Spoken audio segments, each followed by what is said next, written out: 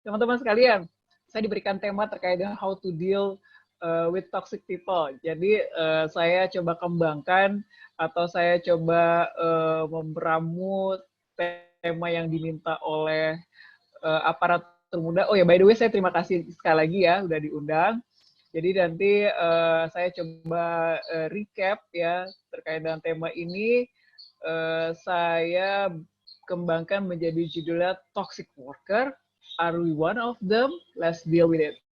Oke, jadi apakah kita sebagai orang yang toxic worker juga, apakah kita bagian dari salah satu itu juga. Jadi supaya nggak egois kalau misalnya kita berbicara terkait toxic workplace, nggak salah juga kalau kita berbicara terkait dengan toxic worker, karena kita adalah pekerja-pekerja yang juga berkecimpung dalam aktivitas kita sehari-hari, apapun dunia pekerjaan kita, pastinya kita memiliki kapabilitas tertentu dan dalam interaksi kita terhadap sesama kita dengan pekerja kita lainnya, secara sadar maupun nggak sadar, terkadang mungkin kita juga memberikan efek-efek samping nih kepada lingkungan sekitar kita. Apakah efek sampingnya berupa racun-racun atau memberikan efek samping wangi-wangian gitu.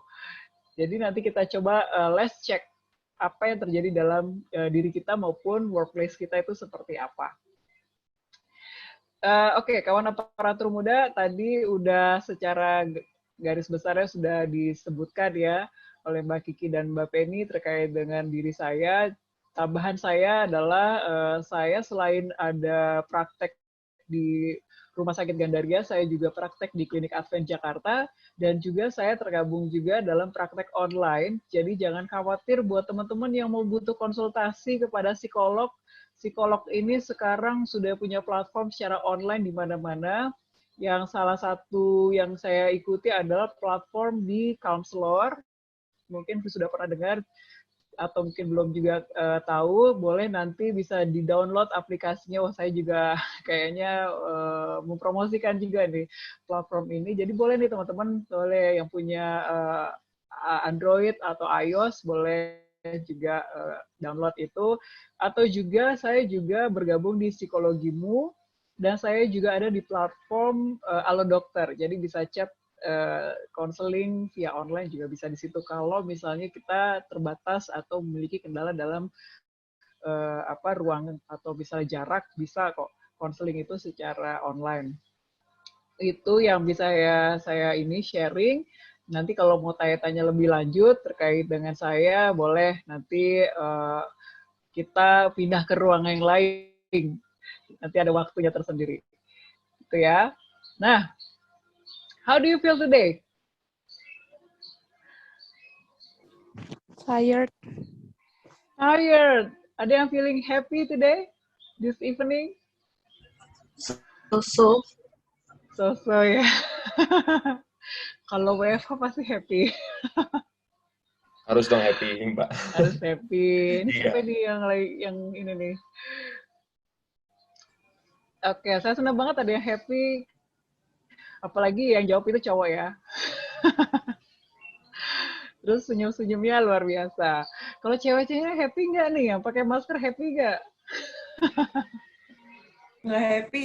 Nggak happy, kasihan. Aduh. WFH-nya minta seminggu dong.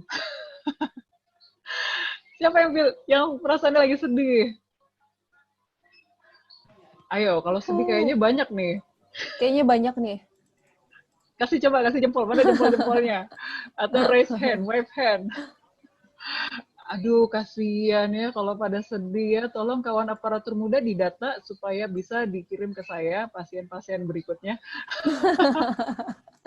Calon pasien nih ya, Mbak. Iya, lumayan saya bisa dapat cuan nanti.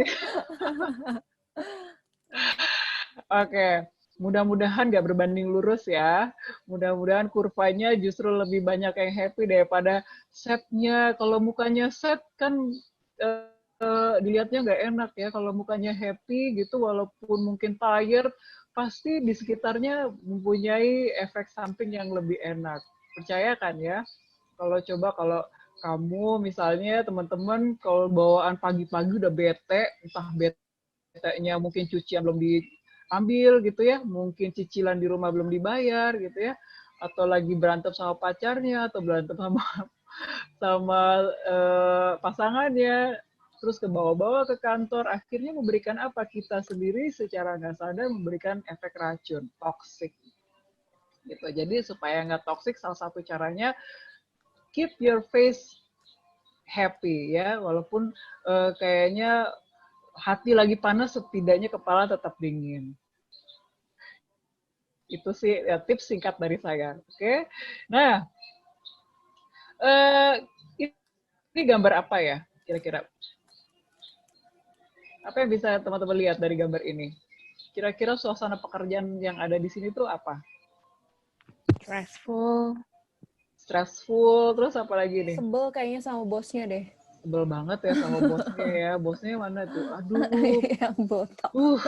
Botak lagi. Aduh, kita udah ini nih, body shaming. Kalau punya nggak bosnya kayak gini? Fisiknya Ayo, setiap hari pengen bawaannya marah-marah, atau yang punya jabatan saat ini kayak gini nggak memperlakukan staffnya? Ayo. Baik. Saya ngaku nggak ya? Atau bosnya lagi marah-marah bawa ya, seperti yang gambar yang cewek yang diputih ini, apaan sih? Ngomong apaan sih lo? Ya, mungkin kita pernah ya ngalamin kayak gini ya. Cuman kadang-kadang gue ngaku nggak ya? Ayo ngaku nggak ya? So, apa yang ada di dalam pikiran teman-teman kalau mendengar toxic employee? Nggak produktif kali ya, Mbak. Gak Atau produktif. kayak bawa bad vibe gitu, bawa negatif vibe. Deadwood. Beban, Mbak. Bad mood. Apa? Beban. Bawa Beban. beban. At the same time juga bahan gibah biasanya. Oh iya, ya. Enak Mending lo kalau hilang jadi aja. bahan gibah ya. Mending lo nggak ada. Tahu Iya lo aja. kan. Apalagi ayo. Deadwood. Apa kita yang jadi toxic employee atau kita sering berada dalam lingkungan yang toxic? Both of them maybe. Both of them. Bisa jadi dua-duanya. 50 lah ya. 50-50. Mana yang lebih besar? Positif dong. Mantap. Oke. Ya, jadi memang kalau toxic employee bawaannya pengen bad mood, bawa beban, kayaknya stressful banget ya lingkungan kerjaannya ya. Atau kalau bisa gue ngapain sih di satu tim sama dia gitu ya. Kapan gue bisa pindah tim lainnya gitu. Well, normal-normal aja kita juga kalau misalnya berada dalam situasi yang gak enak pasti bawaannya aduh kapan ini berakhir gitu ya. Sama dengan corona, kapan ini selesai ya corona, walaupun kita ngedumelin juga nggak keluar coronanya. So, nah teman-teman, aku pengen nih kita tadi udah ada quiz, tapi aku udah buat quiz nih teman-teman. Ini seharusnya aku bikin. Coba teman-teman berikan jawaban ya. Seharusnya aku bikin satu-satu, tapi aku sebutin pertanyaannya walaupun teman-teman udah bisa baca ininya ya. Saya hanya minta berikan reaksinya jempol aja, oke? Don't worry, be happy. Jangan merasa takut-takut, jujur aja sama dirimu sendiri. Ya, nggak ada judgmental di sini. Ya, tapi saya minta tolong bantuan dari host atau moderator untuk menghitung tanda jempolnya. Kalau tadi kuisnya nggak kelihatan, tapi ini sekarang kelihatan. Siapa yang memberikan jempol? Tapi jangan khawatir, oke? No judgmental, tapi kita untuk bisa saling sharing dan klarifikasi untuk diri kita sendiri. Setuju nggak? Setuju ya? Oke, let's take the quiz. Teman dari moderator atau host boleh hitung ya jempolnya. Jempolnya harus kelihatan ya, jangan sampai jempolnya begini nggak kelihatan gitu. Kalau misalnya reaksi jempol pasti kelihatan. Biar teman-teman dari host bisa lihat. Oke, pertanyaan pertama. Seberapa banyak di antara kita yang tidak menyukai pekerjaan kita? Ayah.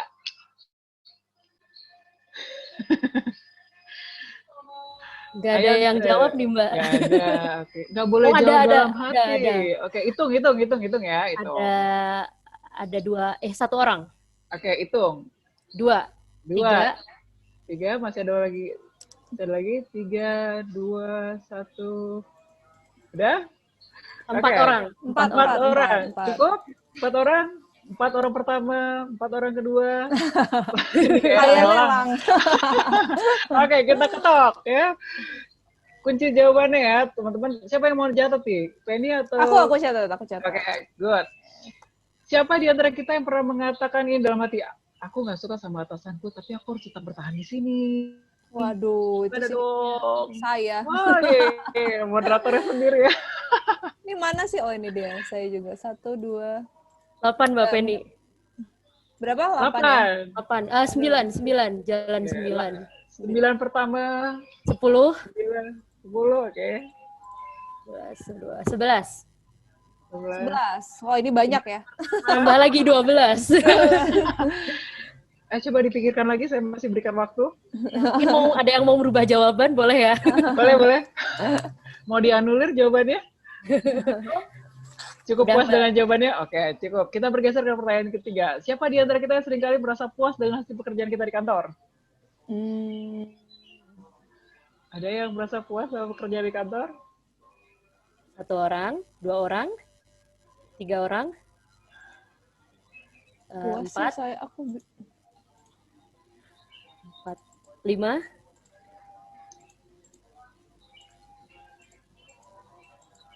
5 ya? 5 Kita orang. kunci jawabannya? Yakin? Cukup? Oke. Yakin. Tanya abstain ya. Oke, pertanyaan keberapa nih? Keempat ya. Pernahkah kamu merasa ketika dalam sebuah diskusi pendapat kamu sepertinya diabaikan? Ini jempolnya cuma bisa 1 ya, nggak bisa 5 ya. Wah. Waduh. Dicuekin terus ya. Ini sih Aduh, kayaknya sih kasihan. banyak.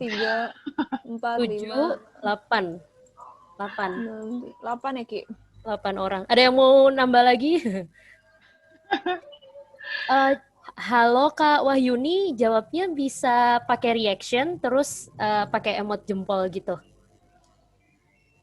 Kayak goyang jempol aja, bro. Atau kalau misalnya mau video, terus sambil jempol gini, nanti kita hitung juga, boleh. Nanti kita tiktokin.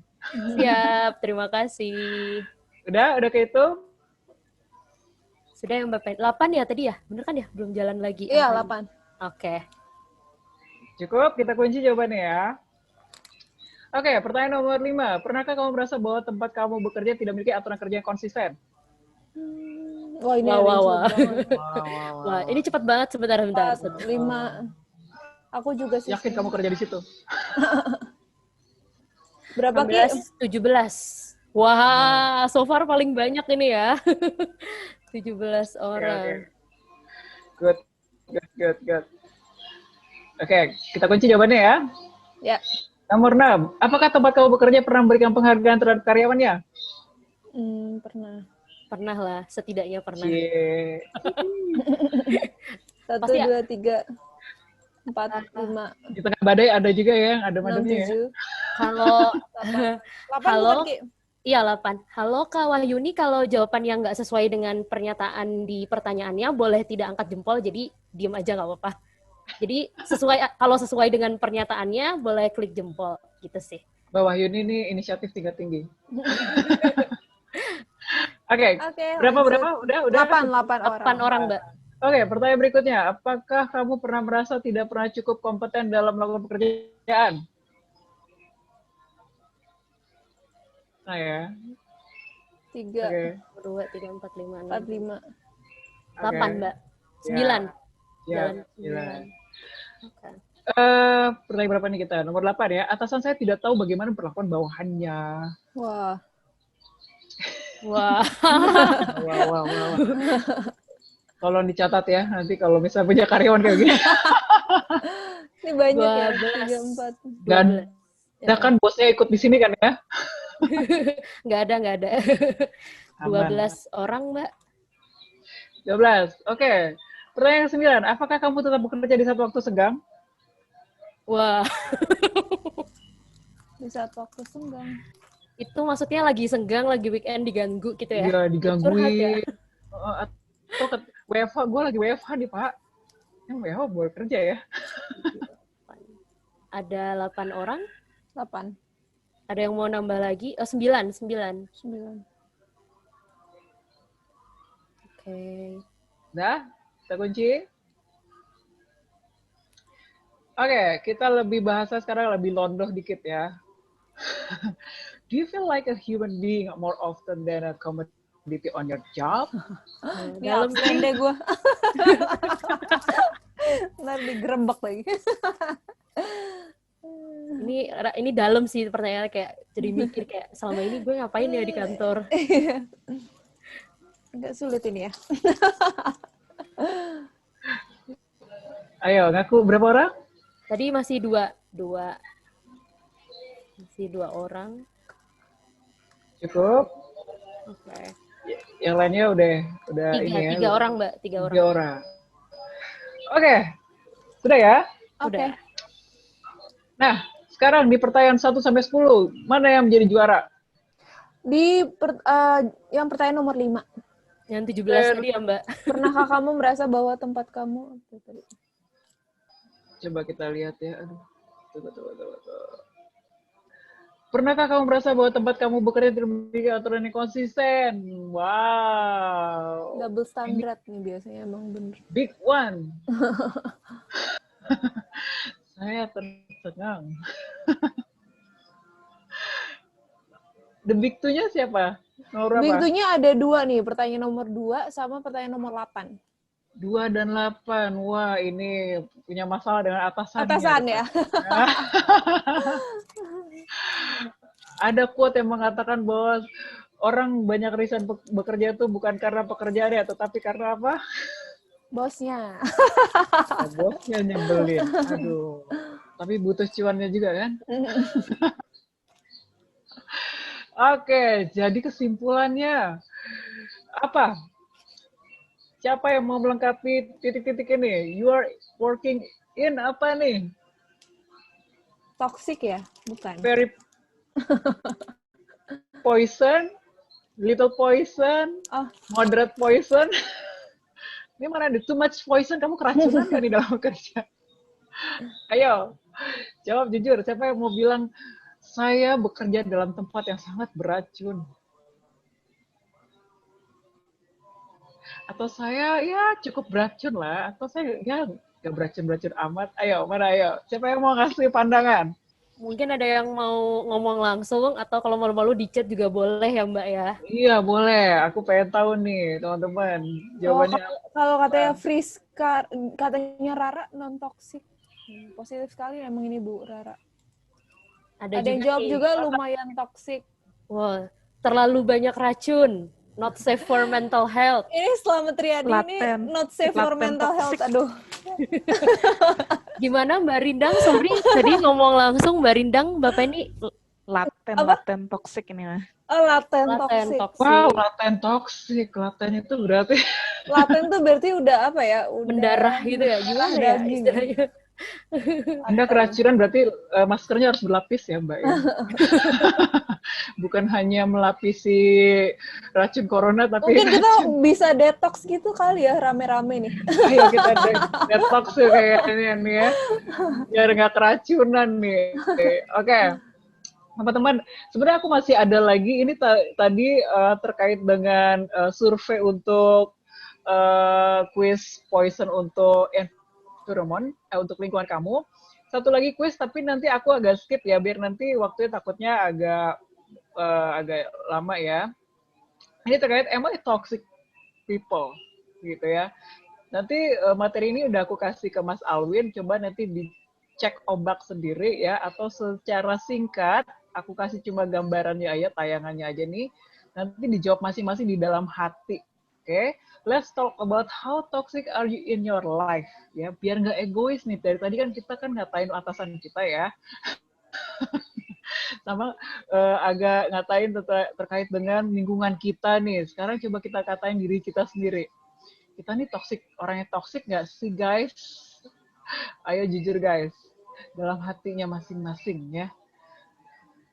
Mana jawabannya? Apakah kita seorang yang lebih suka ngomong daripada dengerin orang?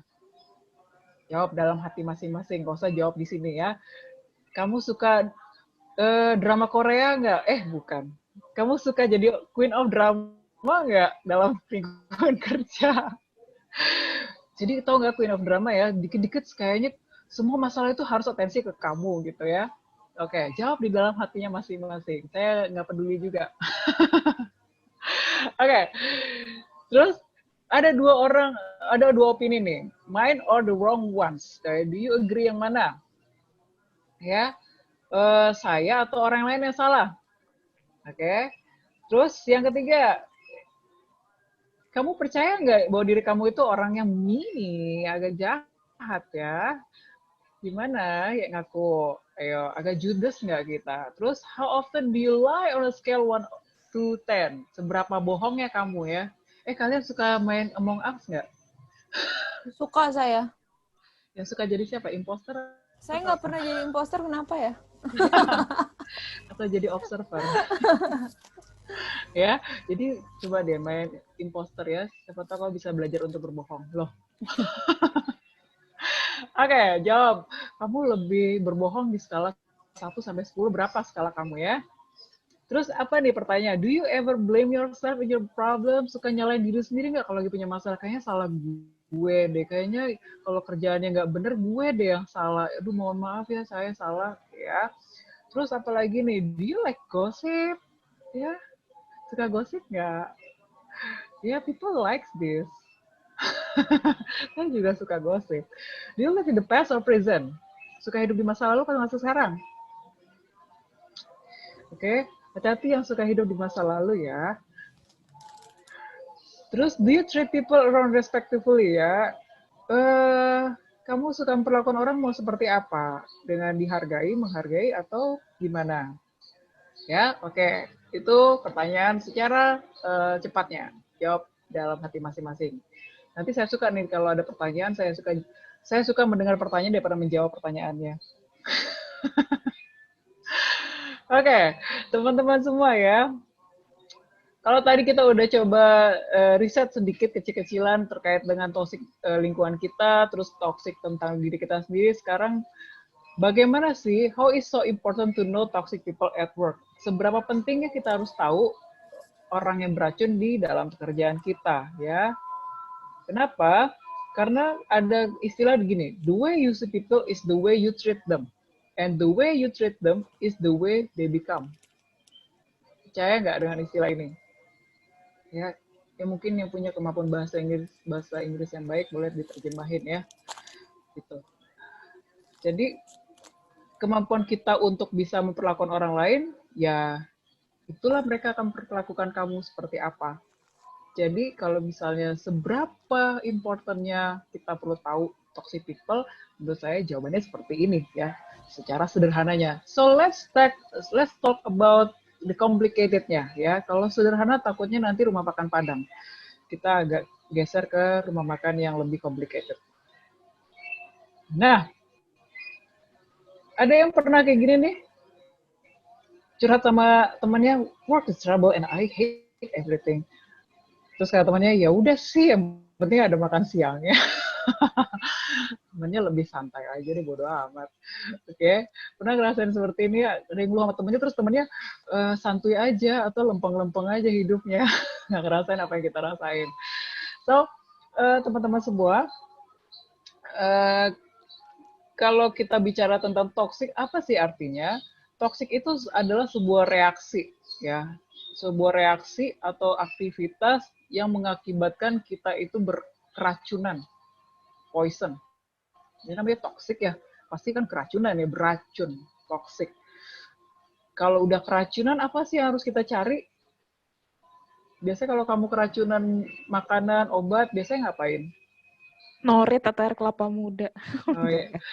Terima kasih lah Penawar yang jelas. atas Penawar. tipsnya. Penawar pastinya. Oke, thank you, Mbak. So, orang yang toksik itu gimana sih, ya? Orang yang toksik itu adalah perilaku orang yang membuat orang di sekitar itu merasa tidak nyaman, takut, sedih, marah, dan lain-lainnya. Dan perilaku toksik itu hati-hati loh, contagious Menular. Ini penyakit menular. Jadi nggak hanya koronce ya, toksik itu juga menular loh. Hati-hati. Kalau kalian berpikiran koronce itu menular, toksik itu sangat menular. Secara sadar dan tidak sadari, kita pun bisa menjadi one of them. So, kita akan kenali dulu apa sih toxic people itu kayak apa sih ya? Apakah saya seorang di antaranya? Secara sederhana seperti ini ya. Orang yang toxic people, kalau tadi saya kasih pertanyaan-pertanyaan itu pasti sebenarnya itu ciri-cirinya. Cuma saya recapnya gini. Ini bukan saya sih yang recap ya. Ini saya cuma ambil doang. Bohong banget kalau saya recap sendiri. Ada yang dia bilang bahwa orang yang suka buat drama, ada yang suka menggunakan orang lain untuk memenuhi kebutuhan pribadinya, manipulatif, tadi ada manipulatif di situ ya, terus menjadi sangat kritis terhadap dirinya sendiri dan orang lain, critical person nih, meratapi nasibnya, aduh buruk banget sih perasaan saya sih, kayak diri saya tuh gak mampu. Terus ada yang lebih berbahaya juga, menyalahgunakan zat atau membahayakan diri sendiri, ya ini juga, ini gak bagus banget nih. Terus need attention, ya sangat butuh perhatian, cemburu dan iri pada orang lain. Udah gitu nggak mau mencari bantuan dari orang yang dicintai, terapis dan program pemulihan. Biasanya orang-orang yang ngerasa sehat dan baik-baik aja nih biasanya nggak tahu nih bahwa dirinya tuh keracunan. Jadi lebih baik orang yang sakit daripada orang yang sehat sebenarnya. Oke, ini ciri-ciri orang toksik. Kita seperti ini nggak kira-kira? Ya, sebenarnya kalau saya sih, saya ada beberapa ciri-ciri di sini juga, ya jujur-jujur aja gitu kan. Oke, so kita perlu juga kalau udah tahu ciri-cirinya, sekarang kita harus kenali tipe-tipe orang, tipe-tipe kita seperti apa. Kita tipe pekerja yang beracun yang kayak gimana? Oke ya, nanti biar tahu nih. Kalau saya melakukan ini, oh namanya tipenya begini loh, gitu seru loh ini. Nanti kita lihat ya ciri-cirinya. Oke, ini menurut Mike Capel. Mike Capel mengatakan ada beberapa tipe-tipe pekerja yang toksik. Biar ada bahasa kerennya, saya kasih kepada teman-teman gambarnya gini. Ada tipe bulldozer. Nih, tipe bulldozer itu adalah karyawan yang bersedia memunculkan dan mempertahankan ide-ide mereka. Jadi karyawan yang datang dengan sangat semangat, ngasih tahu, oh saya ini punya ide seperti ini loh Pak, pokoknya saya akan memberikan perusahaan atau misalnya tempat ini, pokoknya ide-idenya luar biasa, cemerlang, dia pengen banget atasannya tuh dengerin dengan ide-ide barunya yang muncul itu, oke? Nah kalau menurut Capel dia namanya tipe the bulldozer, oke? Terus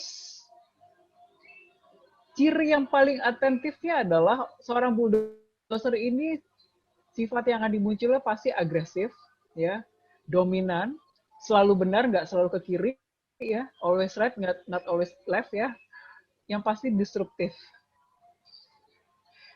Nah, yang kedua, ada tipe pekerja pasif agresif. Nih, tipe-tipe karyawan yang malu-malu kucing tapi mau ya. Biasanya dia orang ini tidak mau mengungkapkan apa yang dalam pikirannya, selalu merasa kecewa, pokoknya dia itu selalu pesimis pokoknya gitu ya. Terhadap segala suatu kebijakan dia pokoknya pesimis banget, tapi dia nggak mau ngomong gitu. Nah, ciri yang kelihatannya adalah biasanya dia menghindari konflik. Orangnya safety player, kemudian agak sedikit bitter itu ya. Terus agak nyindir-nyindir, terus juga komentarnya suka di belakang gitu ya. Terus put off doing things they don't agree with gitu. Terus yang ketiga ciri-cirinya the gossip. Ada di kantor yang tiba-tiba pekerjaan suka gosip, datang-datang ke ruangan kamu cuma pengen bicarain karyawan atau temannya sendiri. Ya, siapa nih? Si ini hari ini kayaknya dia lagi deket sama si ini deh kayaknya. Lu udah denger belum? Gitu ya. Biasanya nih gosip-gosip ini kalau di kantor-kantor itu terjadi di kamar mandi. Apalagi kamar mandi cewek. Biasanya itu tempat yang paling enak kalau gosip. Saya nggak tahu bener nggak ya. Oke. ciri yang kelihatan dari the gossip people ini adalah suka mengumpulkan informasi tentang orang-orang lain, kemudian akan ngasih tahu ke kamu, kemudian nanti dia akan mengambil reward sendiri dari apa yang dilakukannya, terus berusaha untuk dekat sama kamu. Pokoknya dia mau sharing apapun juga, ya. Mau baik mau buruk, apalagi kalau kejelekan temannya sendiri pasti lebih enak, kan namanya gosip ya, digosok makin sip. Nah, oke.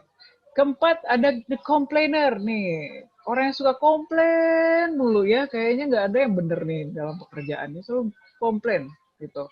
Ya, ciri-ciri orang komplain apa nih? Pasti negatif, tidak pernah bahagia, nggak ada yang bisa berjalan dengan benar. Ini mirip-mirip lah kayak tadi the passive agresif ya. Tapi ini dia orang yang komplain mulu, ya, ngeluh aja kerjaannya. Terus ada knowledge hoarder ya, karyawan yang ingin mengamankan pekerjaannya, mereka dapat memutuskan untuk menyimpan proses pengetahuan terkait bisnis atau diri mereka sendiri. Biasanya nih dia tahu informasi tapi untuk diri dia sendiri. Kamu bagi-bagi informasi, ya, emang rela bagi-bagi kalau kata iklan kan ya. Nah ini nih ciri-ciri the knowledge hoarder nih kayak begini nih. Dia biasanya sukanya nggak suka nih kalau kerja secara tim, terus pengennya individualis, terus ya suka-suka attention juga ya, terus merasa insecure sama pekerjaannya nih, biasanya seperti ini. Terus the prideful one, nah ini nih pekerja yang suka dipuji, hampir-hampir mirip kayak bulldozer ya. Pokoknya dia senang banget nih kalau pekerjaan dipuji, terus nggak suka mengakui kesalahannya karena dia merasa kan always right ya, nggak bisa dikritik gitu.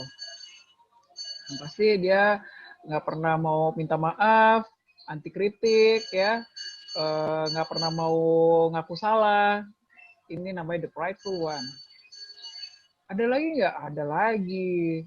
Ada ciri-ciri di underperformer ya, selalu yang bekerja dipengaruhi oleh suasana hati ya, merasa pekerjaannya itu nggak selalu bagus, selalu melihat pekerjaannya itu pasti jelek mulu gitu, nggak pernah puas dengan pekerjaannya ya. Ini ciri-cirinya. Kemudian juga the time sucker nih. Ini ciri-ciri orang yang suka cari perhatian. Jadi pengennya ambil time out terus nih.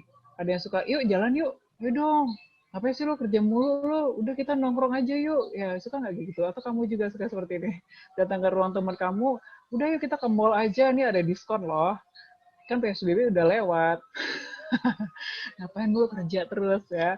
Nih, the time sucker akan seperti ini. Mereka menginginkan waktu kamu, mereka mungkin tidak menyadari etika dan batasan yang tepat. Dan satu lagi, ada juga ini ciri-ciri the beggar. The beggar tuh, sorry to say, bahasanya itu kayak agak pengemis gitu ya, atau suka apa ya ngomongnya. Jadi tipe-tipe yang kalau misalnya ke kantor itu suka jualan. Ada produk baru loh. Kamu suka pakai Jafra gak? Atau ini ada Oriflame baru, atau aku lagi bawain makanan nih enak loh. Jawaban. Sorry bukannya gimana. Mungkin kita juga merasa seperti itu, tapi ketika salah tempat kadang-kadang ini agak annoying juga ya mungkin ya. Nah, inilah 9 tipe pekerja yang sebenarnya toxic. Ada di luar ini nggak? Ada menemukan di luar ini? Mungkin nanti kita kaji lagi gitu kalau ada di luar ini ya. Tapi kalau mungkin juga ada juga merasa menemukan orang-orang seperti ini di kantornya, ada? Di antara yang Mbak Kiki gimana? Atau semuanya baik-baik aja? Mbak Winda Katelia, gimana Mbak Katelia? Tipe pekerja yang mana nih? Yang banyak di ruanganmu? Oke, kita nanti baca itu ya. Are we one of those types? Kita jadi bagian dari situ juga. Kita ada partisipasi kita juga sebagai tipe-tipenya itu. Nah, teman-teman ya, kita perlu pahami juga. Jadi walaupun kita tahu tipe-tipe, kita perlu pahami alasan mengapa terjadinya perilaku toksik di tempat kerja. Ya, kita jangan juga melakukan judge bahwa toksik itu sebenarnya terjadi karena ada situasi yang membentuknya loh, ya. Jangan juga kita merasa kita berada di dalam tempat toksik kok bisa begini dan begitu ya. Sebenarnya ada alasannya.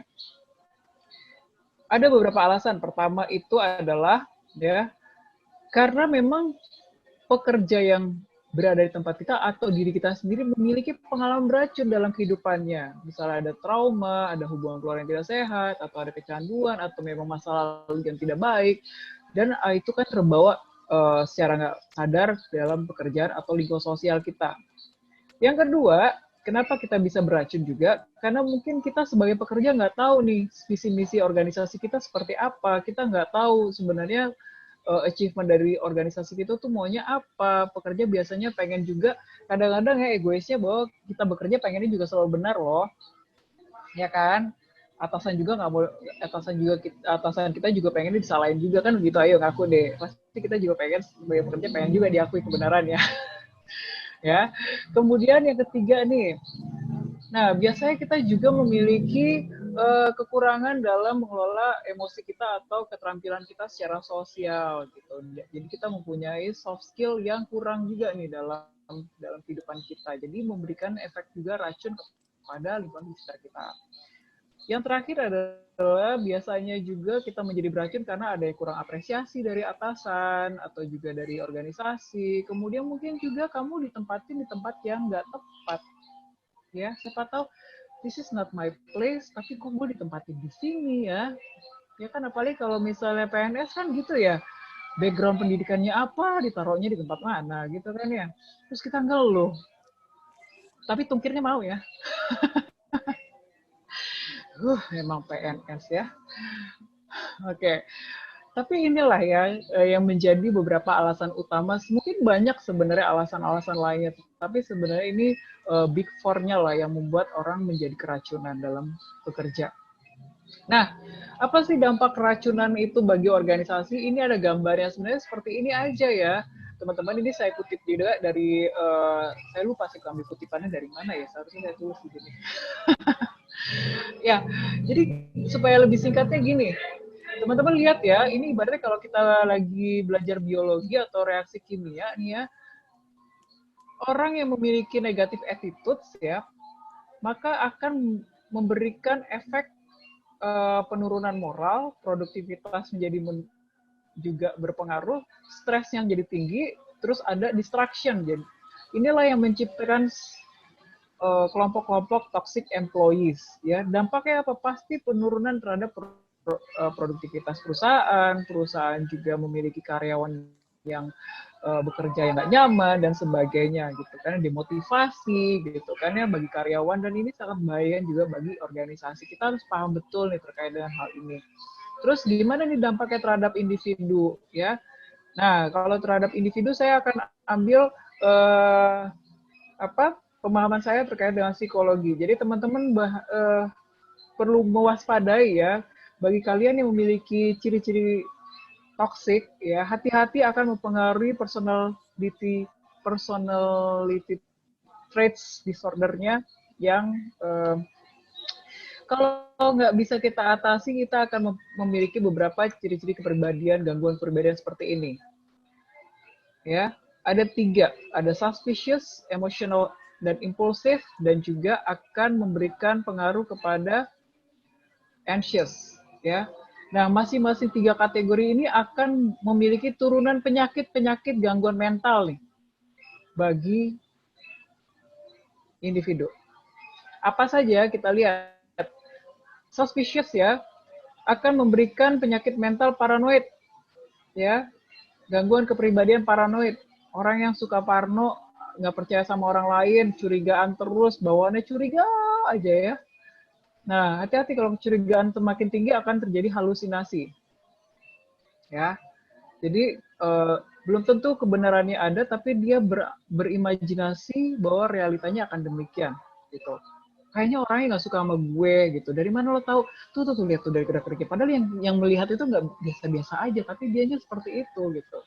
So be aware ya, seperti itu. Terus apalagi schizoid personality. Nah ini akan bahaya juga nih, schizoid personality disorder itu penyakit gangguan kepribadian schizoid. Jadi dia lebih terpaku pada pendiriannya sendiri dan juga realitanya juga terganggu. Ini hampir sama juga dengan schizoid. Terus antisocial personality juga itu. Antisocial bukannya ansos seperti nggak mau bergaul dengan lingkungannya nih. Ini akan mempengaruhi juga bahwa dia lebih pada individualis, kemudian ada juga menyakiti diri sendiri, dan ini berbahaya juga.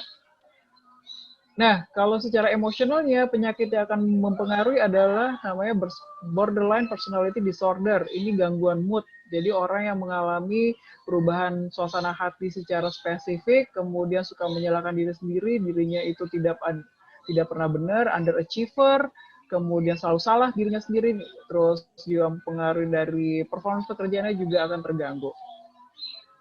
Histrionic personality. Nah, ini suka mencari perhatian nih, histrionic personality, pokoknya dia merasa suka panik juga gitu ya. Kemudian narsistik.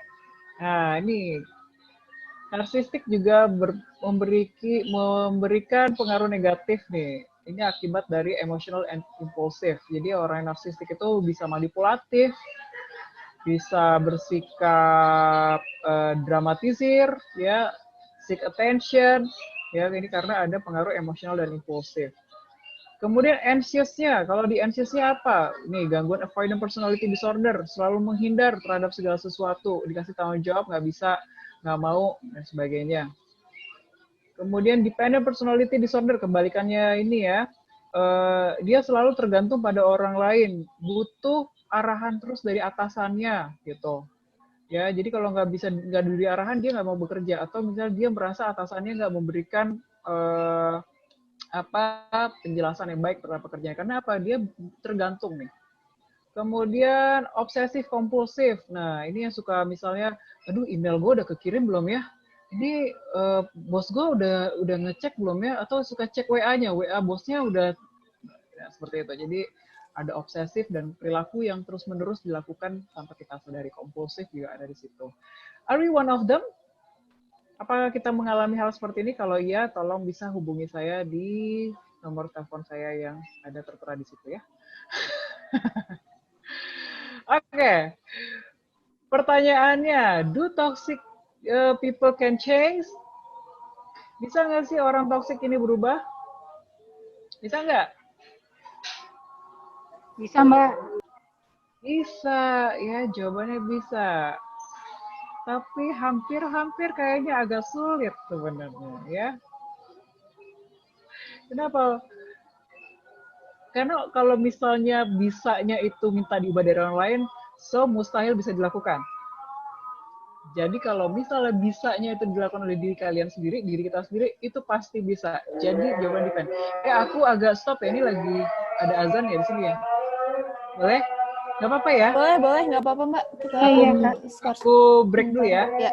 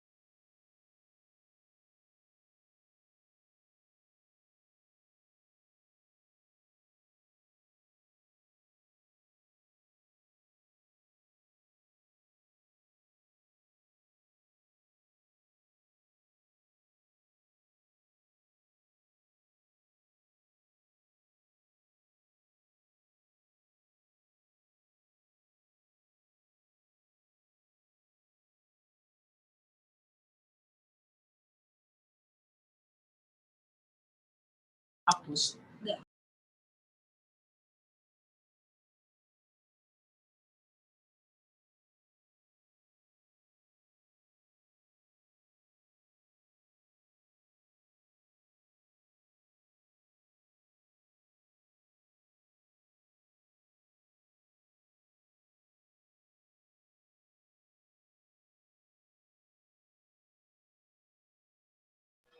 Oke, kita lanjut, boleh? Boleh, Mbak. Silakan. Oke. Nah, tadi kita teruskan terkait dengan apakah toxic people itu bisa berubah? Sebenarnya bisa, tetapi agak sedikit high risk kalau misalnya perubahan itu tidak terjadi dalam dirinya sendiri, ya. Nah, so gimana dong caranya supaya perubahan itu terjadi? Apa yang perlu kita lakukan? Yang pastinya adalah kita mencoba untuk mengatasinya, handle it, ya. Caranya gimana? Nah, ini akan saya kasih beberapa tips ya. Kalau misalnya untuk dunia usaha atau organisasi sebenarnya, saya nggak tahu nih kalau bagi PNS sendiri sebenarnya ini agak sebenarnya tricky banget ya. Karena kita udah punya sistem gitu. Tapi kalau misalnya perusahaan ini biasanya agak lebih selektif, tapi juga kadang-kadang kecolongan juga gitu. So mau gimana lagi? Tapi ya setidaknya ya adalah cara untuk menghandle adalah dengan mencoba how to avoid hiring toxic employees. Gimana caranya ya kita coba dengan beberapa 3 cara ini.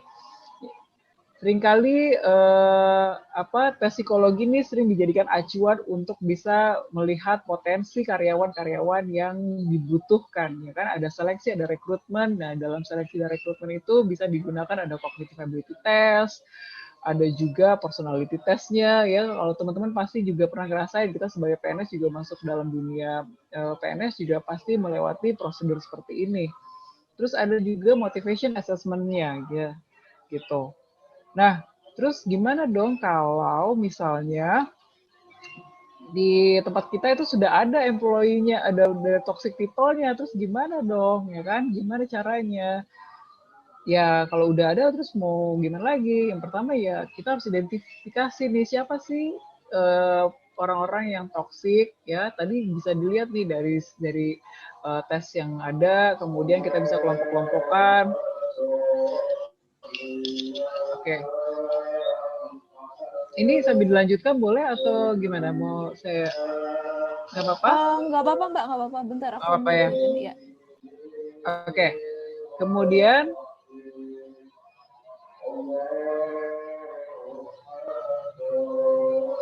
kita juga perlu memahami ya apa sih kebutuhan dan keinginan dari employee-nya sendiri gitu kan. Kita perlu tahu nih sebenarnya sebagai pekerja juga perlu didengerin loh, apa yang dibutuhkan juga perlu tahu seperti apa. Kemudian bisa juga ini transformasi perilaku orang yang toksik ini melalui coaching dan training.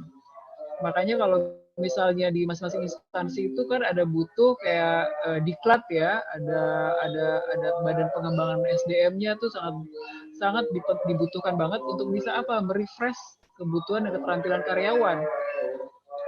Gitu.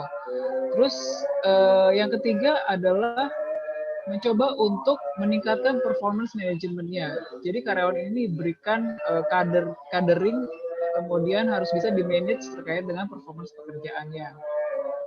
Dan yang terakhir, ini penting banget, change your mindset. Gitu. Ada orang yang seringkali sudah sering dilatih, udah sering ikut pelatihan, udah ngikutin dengerin podcast, apapun juga motivasi, video dan sebagainya. Tapi kalau dirinya sendiri nggak mau berubah, it nonsense. Ya, ibaratnya kita ada niat ingin berubah, tapi cuma sekedar sebatas niat aja. Niat baik itu nggak cukup loh kalau nggak dilakukan. Jadi yang perlu dilakukan adalah dari 4 hal tersebut, ya udah melakukan perubahan terhadap mindset kita sendiri. Gitu.